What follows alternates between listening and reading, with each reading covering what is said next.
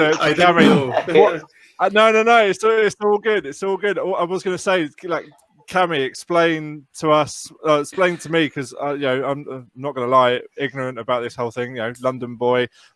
Philly Boots is very much England based as much as it's could be global. It's very much England based. What is the structure of Scottish rugby? Well, it's just changed. Bruce. So we've now got this season it started with the Super Six. So it's kind of the semi-professional there below the Pro 14. So the equivalent of the championship. Championship. Kind of, but not really. Yeah. Essentially, you've got so the idea. The SRU said, look, we want to create this. Guys want to be paid to play rugby, and we'll come on that, and it was happening in the in the lower leagues at all levels. Players being paid, and that had its own issues, and we'll maybe touch on that later. So the idea is it creates a pathway, in theory, for players who want to go and be paid to play rugby, and potentially then go and play in the Pro 14. Players who might want to drop down from the Pro 14. The SRU, technically, they're franchises. So the idea, what they said is they asked clubs to bid for these 6 franchises. The aim is to have 8. Now, the massive controversy that came out of this.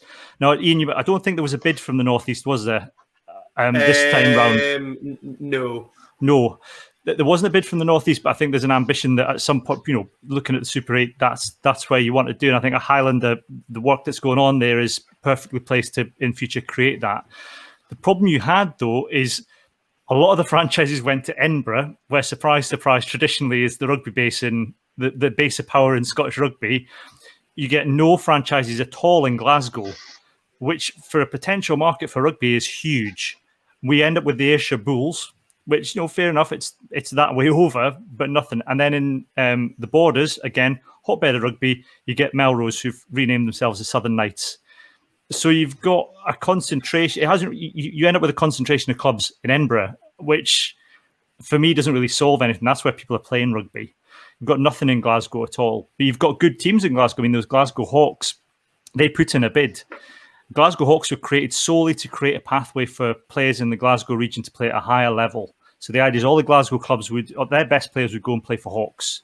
So they pull all the development from all the different clubs in Glasgow. They were unsuccessful with their bid. They were quite, openly upset about that.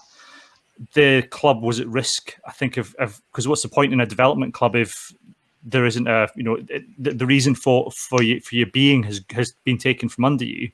What they've done, though, which is absolutely amazing, they're now looking at putting out a second team this, next season, even with COVID.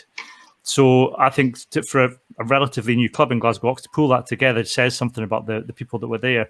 So below the Super 6 then, and they're on their own, I would say there's no promotion and relegation to Super 6. It's just this competition between the 6 teams. You then have Premier, you've got the Premier, National 1, National 2, National 3, that's your national leagues. Then below that, you've got your regional leagues. Now, again, Bruce and Ian will correct me on this. I think in Premier, the clubs can play players. Below that level, you're limited in who you can pay. So I think after this year, this was the last year that you could pay anybody in National 1. Yeah. So after that, the idea is it's completely amateur. Now, I think